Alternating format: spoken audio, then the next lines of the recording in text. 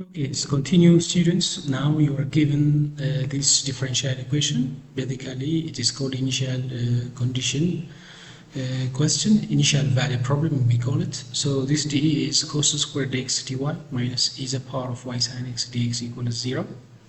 Dear students, what I'm going to apply here is the method of separation.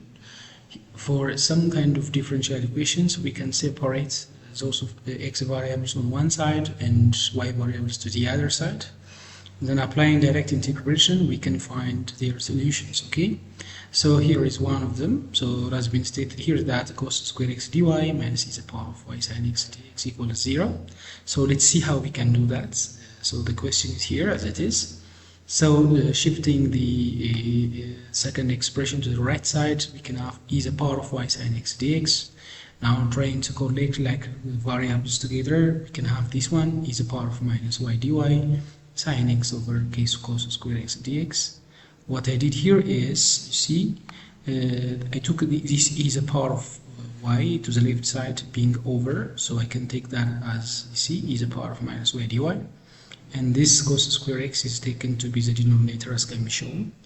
Now look, those variables are separated. X expressions are written to the right side and y expressions are written to the left. So I am ready to use direct integration. See, both sides, no problem. So applying direct integration both sides, one can obtain that the integral of e to the power of minus y dy is equal to the integral of sin x over cos squared dx. So as we all know, the integral of e to the power of minus y dy is negative e to the power of minus y. And this is going to be equivalent to a certain constant minus, look here, we can assign u to be cos x here. So if u is cos x, then the derivative of u would be negative sin x dx. So we can have that to be like this, negative of integral of du over u squared, because already cos is u, so it's going to be u squared, and the sin x dx is going to be negative du, so negative is written out as a constant, and du we have here. So further simplification makes minus e to the power of minus y is equal to c plus 1 over u, because the integral of this 1 over u squared is actually negative 1 over u, and since we are having minus outside, it's going to be plus 1 over u. And this is c plus, we know what u is, 1 over cos x, and this is nothing but it's equivalent to the negative of e to the power of minus u is equal to c plus 1 over cos x is sec x. Okay, 1 over cos, by definition, secant is 1 over cosine. So we have this minus e to the power of minus y equals c plus sec x. So we need to create a mechanism of writing this explicitly, and to do that, let's introduce, or let's just before we directly go to that, let's apply the initial condition given there. You see, you have been told that y at 0 is 0. That is to say that when x is 0, y has to be 0. So try to substitute these values in place of x and y one by one, and know the constant value c. Okay, so as we are doing that, the following can come. Look, directly you have to use 0 in place of y, because you've been told y is 0 here whenever x is 0. So put again 0 in x. Here you see we substitute 0 in x. So what's going to be obtained is negative of e to the power of 0 is equal to c plus sec 0. We know that sec 0 is 1, right? And this is a negative 1. Negative 1. So what comes here is negative 1 is equal to c plus 1. And from this, you can determine the value of c. So the value of c is obtained to be minus 2. So now we can directly substitute to obtain the minus 2 in place of c. So one can have the particular solution as minus e to the power of, basically this is minus y, have minus y here please, minus 2 plus sec x. And from this, it has been corrected here, we can obtain that e to the power of minus u y is equal to 2 minus sec x. Okay, 2 minus sec x, just multiplying the whole by negative, we can obtain that right side to be 2 minus sec x. So in order to bring y down, we can introduce ln both sides. So as you are doing that, look, ln is used here, like to the left side and to the right side. So this is going to be minus y, because the logarithm of e to the power of minus y to the base y is minus y, so minus y is equal to ln of absolute value of 2 minus sec x is going to come, but we need to make y free from negative, so let's multiply the whole by negative. So we will have y value which actually is free from any sort of negative sign, and the right side is going to be negative of ln of absolute value of 2 minus sec x. So dear students, this is called a particular solution. As you see, it is free from any sort of constants, so this is a particular solution, whereas when you come to this one, this is called a general solution, because as you see here, a constant c is existing. Both general solution and particular solution, both solutions are free from derivatives, so we can consider them as solutions for our DE. But whenever initial condition is given, you have to know that a particular solution is expected, as it is written here. In the case of a particular solution, as the name implies to you, we do have only one, you see, solution. A particular unique solution is going to come. But in the case of general solution, we do have infinite number of solutions. The presence of C here enables us to have, see, infinite solutions, different solutions for the given DE. That is the idea for question number 5. Proceeding to the next one, we can have the next question, and that is to solve this expression x squared x squared plus y squared 2xy to x plus 2y plus 1 times dy minus dx equals 0. This looks as if it's complicated, but we can solve it as follow.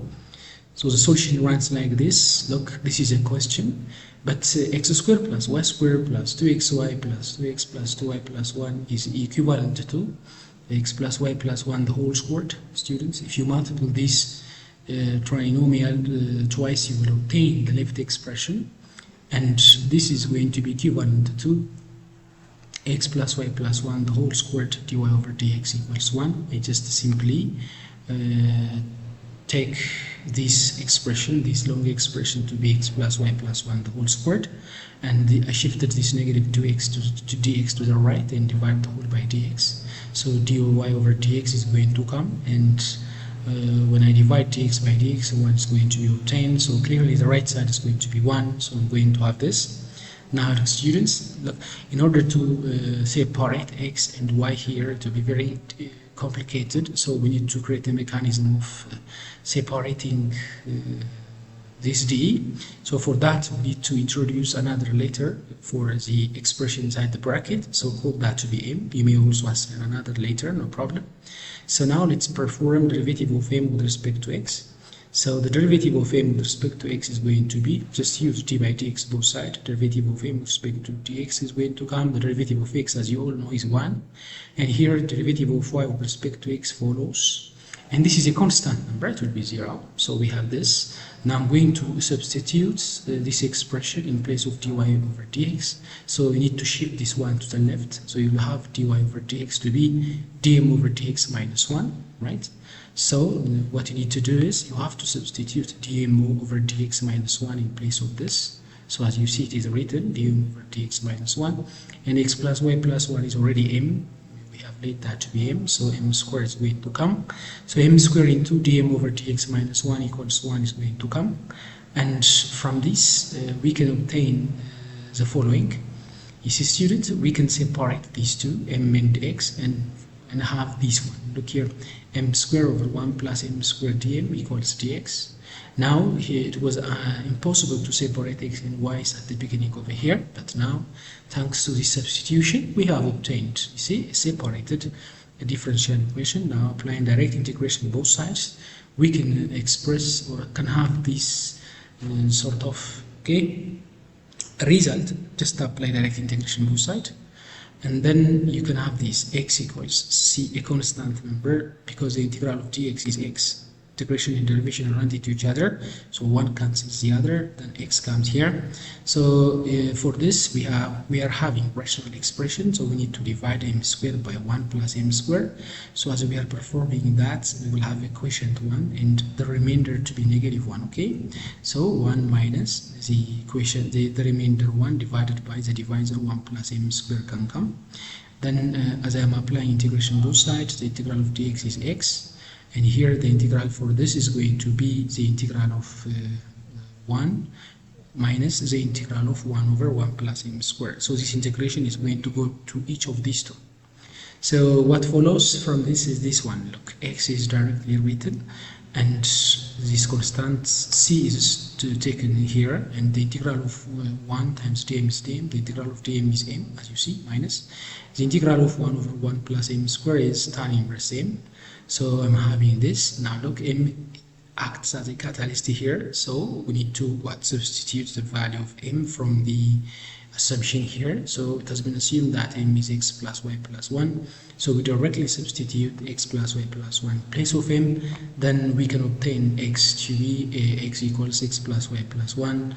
To look, I directly substituted x plus y plus 1 in place of m, again tan inverse of x plus y plus 1 plus c.